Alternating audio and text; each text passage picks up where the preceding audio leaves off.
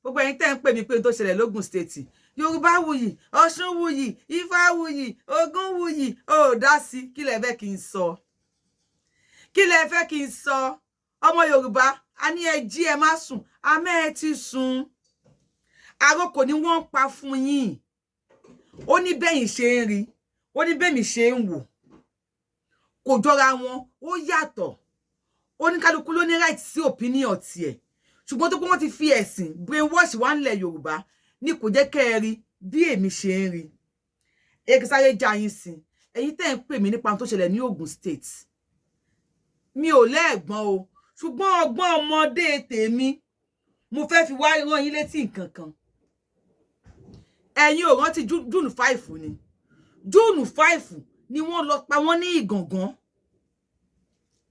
tí wàhálà yẹn lé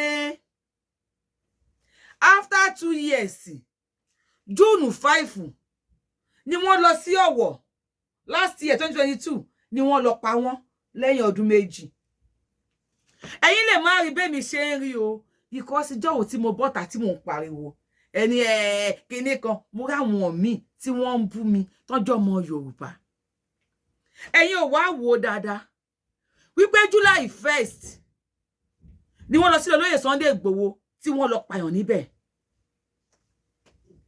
tí wọ́n pé July 1st after 2 years 2023 olóyè Sunday Igboho house was attacked on July 1st 2021 now wọ́n tún lọ sí Ogun State a church was attacked again July 1st 2023 after 2 years wọ́n calculate ẹ̀ fún yín ni wọ́n tó máa dún boom date kan náà ni ẹ lọ wàláì tí má ṣe yà ní fáwọn máa jẹun o tí bá ń ṣe babaláwo má máa jẹun gan o Ọlọ́run ẹ calculate ni àwọn calculate ẹ̀ fún yín ṣebí wọ́n ti fi ẹ̀sìn ṣe divide and rule láàrin yín kò yé yín fídíò tí mo fẹ́ fi hàn yín ẹ wá wò nísìn ẹ wá ń pè mí Yorubawuyi ó ṣẹlẹ̀ lọ́ndì first ní lọ́ndì third tí mò ń ṣe fídíò yìí o mo gbọ́ kọ́ọ̀lù yín o ṣùgbọ́n ọ̀rọ̀ tó bá ti kọjá ẹkún ẹ̀rín lèèyàn máa fi rín yìí tó bá wá kọjá ẹ̀rín kí lèèyàn máa fi ṣe tó bá wá kọjá ẹkún tó kọjá ẹ̀rín kí la máa ṣe sí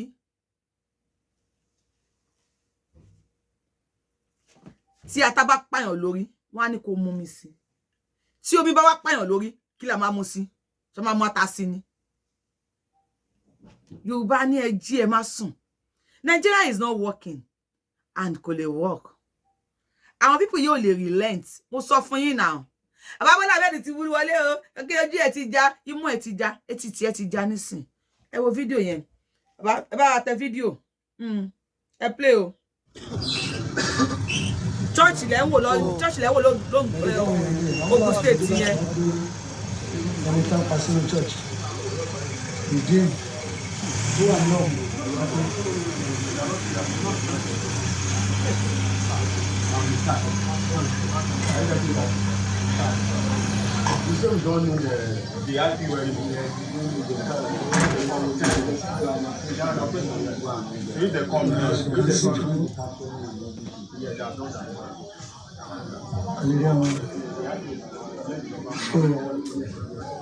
Please save our social. FULAN men, they are troubling us here, you know. They mobilize themselves. Listen, Joe, Egbawa. Please message you us in Tanla, a dream about forward see all the platform, and about share the platform. Who can go government parastatals, Ejo, who can Governor Ogun State. Hence, the Pablo Ejo, Komba Kashisho, Commissioner for Police, Ogun State, Chief of Staff, Ogun State, Ejo, Ebawa Kashisho, Ebawa, Leon, Obafi Wodi local government, Fear Father, Ejo, Obafemi Owode Fear Father, Ogun State, ní ilẹ̀ Yorùbá. Wá mo fẹ́ bi ẹ́ nígbà tí mo sọ́njọ́ pé mo do níṣẹ̀ṣe most àwọn ló ń bọ́ta Yorùbá ń bú mi orí ẹ̀ ò sọ tó fẹ́ gbà fún ẹni ìwọ tó ń bú mi. Àwọn Christians tí wọ́n pa yìí ṣé nínú family tí wọn kò sí Muslim níbẹ̀. Wọ́n ní ẹni tí ire máa kàn tó máa kàn wá ọba òkè má jẹ́ kí aburú kan onítàn. Ẹ̀yin tẹ́ ń bú mi tí ẹ̀yin ò bá gọ̀ tẹ́ ẹ bá sùn lómù kẹ́ ẹ yálé Kọ́lá wọlé ẹ mọ̀ wípé kò jẹ́ kẹ́sìn fa ìjà. Now ask yourself àwọn tí wọ́n pamọ́ ṣọ́ọ̀ṣì ọmọ ẹlòmíì nínú wọn àfáà ni ó ti lùsì yá ẹ o mùsùlùmí mi ọ̀gá iléeṣẹ́ kírísítẹ́nì ni lára àwọn tí wọ́n pamọ́ ṣọ́ọ̀ṣì ọ̀gá ẹ̀ ni iléeṣẹ́ yẹn are close ìjẹ́bọ́lẹ́nu mùsùlùmí. Lára àwọn tí wọ́n pa yìí bàbá ẹlòmíì babaláwo ni babaláwo yẹn kọ́ ó ti lù sọmọ tó jẹ́ kristẹni. Ẹ wá gbọ́ àwọn blood sucking people yìí lẹ́yìn tí wọ́n bá pa àwọn kristẹni tán ajédèjẹ kò ní jẹ́ kan kó ṣíwọ́ wọ́n á bọ́ sórí mùsùlùmí ẹgbẹ́ wọn wọ́n á sọ fún yín wípé you are an infidel. Torí ìsìlámù Yorùbá ó yàtọ̀ sí ìsìlámù Fúlàní and mind you ọ̀rọ̀ ẹ̀sìn kọ́ ló wà nílẹ̀ ọ̀rọ̀ ilẹ̀ gbígbà ló wà nílẹ̀ a ní kẹ́ ẹ dìde. Ẹlẹ́rẹ́ líle iye ẹlẹ́yẹ ẹbẹ́lẹ́bà bẹ́ẹ̀ ojú everybody máa bó. Ẹ wá ń pè mí ta ní kí n pè Sunday Igboho tí Igboho bá jẹ́ ọkọ mi màá tún ní kó bọ́ta. Ẹ bá yẹ kàtọ́ ẹ bá yẹ kí n bá yín jà yín tẹ́ ń pè mí o kí lẹ́ ń pè mí fún. Tí Igboho bá jẹ́ ẹ̀gbọ́n mi àbá àbúrò mi màá tún ní kó bọ́ síta. Inú mi dẹ́rù pé Dàpọ̀ Abíọ́dún náà lẹ pè ó dà bẹ́ẹ̀ ṣùgbọ́n ẹ rántí pé àwọn Ògùn state yìí under Dàpọ̀ Abíọ́dún first time ni wọ́n di refugee ní kí lórúkọ ẹ̀ ní Benin Republic àbáwọn ará Ògùn state kọ́ ojú everybody máa bó ojú everybody máa bó. Ẹ wá wọlé ànílẹ̀ ìṣọ́lẹ̀ fún yín dáadáa pásítọ̀ ló wà ńlẹ̀lẹ̀ yìí wọ́n ti fìbọn fọ́ pásítọ̀ yamayama. Lẹ́yìn wọ́n yẹ̀ wọ́n fáyẹ̀ wọ́n méjì àwọn méjì wà lọ́sítà ẹnìkan parí dákun abẹ́rẹ́ dákun ìwà orúkọ ṣe ti rí ìyẹn sí ojí kò ń lé olóhùn lọ́jọ́ sì fọlọ́hùn ní ṣọ́ọ̀ṣì ni wọ́n ti pa o àbí wọ́n ti pa. Mo wá fẹ́ bi yín mo fẹ́ béèrè lọ́wọ́ yín pé nínú fámìlì ẹni nínú àwọn tó máa jókòó gẹ́gẹ́ bí ẹbí ẹ̀ kò sí mùsùlùmí ń bẹ orí yín ti tẹ̀. Mi ò bú ẹ̀yin fáǹsì mi o mo ń bú àwọn tí ò ní làákàyè ni ẹ bá mi share fídíò yìí. Ẹ sọ déètì tí wọ́n lọ sílé olóyè Sunday Adéyẹmọ Ìgbòho ẹni Yorùbáwùyí rán ọmọ Yorùbá létí ẹ pín sínú platform yín ẹlẹ́mìí ni wọ́n calculate déètì fún yín ni. Ẹ ṣí ọ̀wọ̀ àti gangan June 5 ni after 2 years. Olóyè Sunday Igboho July 1st ni ọ̀wọ̀ àti gangan June 5 ni after 2 years. Olóyè Sunday Igboho àti ọ̀mù July 1st ni 2021 and 2023 ẹ ṣí mọ́ra wọn ẹni Yorùbáwùyí rán yín létí a nílé ṣọlẹ̀ fún yín dáadáa. Ó ní inú church lẹ ẹ káàárọ̀ inú church lẹ ń wò táwọn Fúlàní wá ṣe ní bíbá rẹ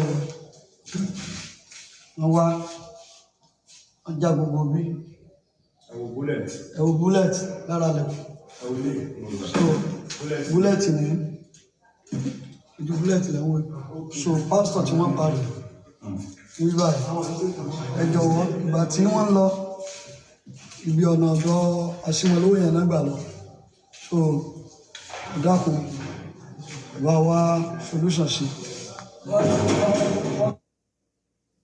Ṣé gbọ́ ó ní bá wá solution sí.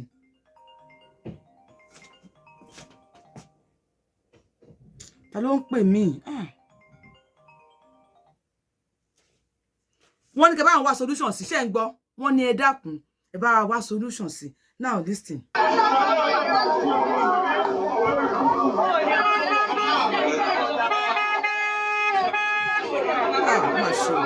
Ó mà ṣe o ó mà ṣe o. ìbọn tó gbéjà yẹn ìbọn tó gbéjà mẹ́rin mo ti mọ̀ pé máa kú pé kò lè ṣe.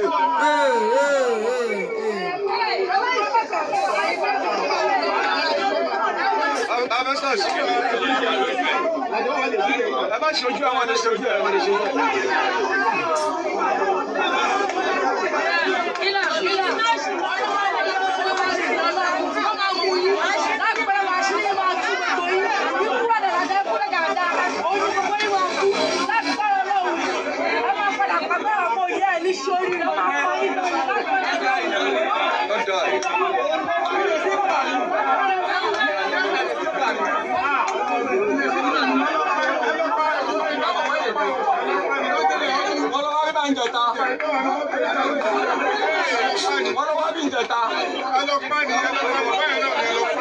Ṣé ọlọ́mọláńkẹ́ yẹn? Ọlọ́mọláńkẹ́ yẹn bẹ́ẹ̀ ni náà. Ọlọ́mọláńkẹ́ yẹn fọ́mátì lónà olórí búburú. Wọ́n mú ẹ̀yẹn lọ́kọ́ gbálẹ̀ kan wà ní mọ́tò náà tí wọ́n kọjá bí gbogbo gbà. Tọ́mọ kọjá ọlọ́mọláńkẹ́ yẹn. Ìyẹn wà ní mọ́tò wọn ti pa ọwọ́ aláìsí. Àti mọ̀mọ́ kúkúrú báyìí kúkúrú. Ó ti wà wájú náà kò sí bẹ́ẹ̀. Ókè á wà ní òbí. Kúkúrú báyìí ni kúkúrú.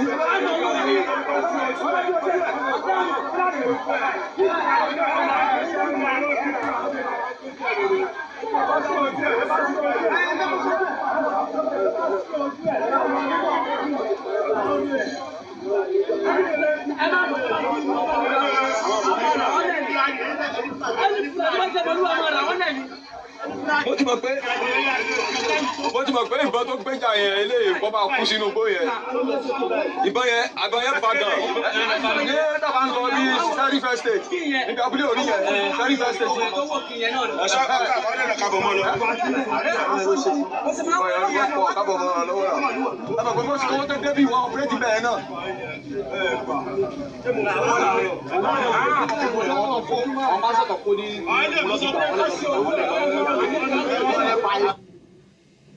Ṣé bẹ́ẹ̀ ti gbọ́ nísìn àwọn ọlọ́mọlanke tẹ́ bá fẹ́ gbọ́ ọ̀kadà Haúsá ló ṣìpù jù ọ̀kadà Haúsá ló ṣìpù jù wọ́n á gbé wọn lọ sí abẹ́ tírélà. Ọlọ́mọlanke ló jẹ́ ínfọ́máǹtì tó ń tẹ ọmọlanke ládùúgbò wọn báyìí kankankankan agbẹ́lẹ́ tó ń jò bàtà tó ń jò. Ṣé ti gbọ́ òun ló ń ṣe ínfọ́máǹtì fún àwọn ẹgbẹ́ à ń sọ fún yín. Ṣùgbọ́n ẹ fẹ́ bú Yorùbáwùyí ẹ máa lè ní ẹ máa ṣáwọn tí wọ́n pa ń sìn wọn ò ní Muslim brothers and sisters wọn ò ní Christian brothers and sisters kò sí oníṣẹ̀ṣe láàrin ẹbí wọn. Àlẹ́ mi ń gbàládùúrà pé gbogbo ẹni tí ire máa kàn tó máa kàn wá Ọlọ́run má fàbùrú kàn. Àìmọye ẹni tí ò ní lè lọ síbi tó fẹ́ lọ lé ní tò sí nǹkan nítorí pé family ẹ̀lẹ́ni tó wà lára àwọn tó kú yìí ni. And what do you expect? Kí ni tẹ́ expect of it? Kí la wá fẹ́ ṣe sí? Kí lẹ lè pa lè ṣe sọ̀rọ̀ tó wà nílẹ̀ nísìn? Ẹ wá ń pè mí Yorubawuyi ó sọ̀rọ̀ ẹ̀yin náà calculate. Yorubawuyi ó dá sí tó pé ẹ̀yin go calculate. Ọmọ Yorùbá, stop being a religion fanatic. Ẹ já dìde sọ̀rọ̀ ara wa. Àgbájọ ọwọ́ báyìí ló máa fi ń sọ̀yà. Àjẹjẹ ọwọ́ kò gbẹ́rù dórí o. Yorubawuyi mo ń pariwo tó. Mo ń sọ tèmi fún yín. But you guys will never listen. Ẹ dẹ̀ listen o. Ẹ ń ṣèkára yín ni o. Now you are telling me. Ẹ bá wa polóyè. Polóyè fún kíni? Pé Sunday Igboho fún kíni o? Èmi náà bímọ tèmi o. Mo bímọ tèmi o. Mo bí tèmi. Má dẹ̀ gbé fóònù. Má dẹ̀ polóyè Sunday Igboho. Iye adé gbọ́ wípé mo pè mi ò pé mo fẹ́ kí pọ́kù rọjú ó kó àdúró tì wá mo wá pé yá olóyè wọ́n sì ń pa wọn lónìí ní Ogun State o ẹ di pàpà mọ́ra ṣé mímú tí wọ́n mú olóyè ṣé kò lọ́wọ́ Yorùbá kankan nínú àwọn Yorùbá kan ò mọ̀ sí kódà tí ẹ ń gbọ́ fìnnìfìnnì pé Buhari ní àwọn Yorùbá náà complain wípé wọn kan dàgbòrò rú ó ń dàlúrú ó ń ní àwọn lára màá dẹ̀ pé Sunday Igboho lórí fóònù. Ẹ jẹ́ bẹ̀rù Ọlọ́run o. Ẹ jẹ́ ká bẹ̀rù Ọlọ́run o. Torí ìbẹ̀rù Ọlọ́run báyìí ó ní ìpìlẹ̀ṣẹ̀ ọgbọ́n o. Kó tó fi abẹ́rẹ́ gún ẹ. Àbí kó tó fi abẹ́rẹ́ gún ọmọ ẹyẹ. Ó ṣe fi gún ẹ wò. Kó tó ní kí n pe Sunday Igboho. Ipe wọn ti kíní kan ṣẹlẹ̀ nílẹ̀ Yorùbá. Ìwọ ò ṣe fi Àdìsá sípò ọmọ tó bí. Kó fi Sunday Igboho sípò ọkọ ẹ. Àbí kó mú ọmọ aládìkún kó fi sípò àwọn ẹ̀gbọ́n ẹ̀ tàbábùrú ẹ̀. I am not here láti bú anybody o. Èmi ò bú anybody torí mo ready láti bú anybody. Ẹ lè pè mí pé nǹkan ń ṣẹlẹ̀ ká gbé sáfẹ́fẹ́. N tó yẹ kí sọ̀rọ̀ ni pé láti jẹta àtọ́n the first tó ti ṣẹlẹ̀ ni wípé ẹnìkan ní kí bá wọn pé olóyè pé kí ni ká ṣe sí. Ẹ pé Nigerian government náà. Kọ́ pé Nigerian security.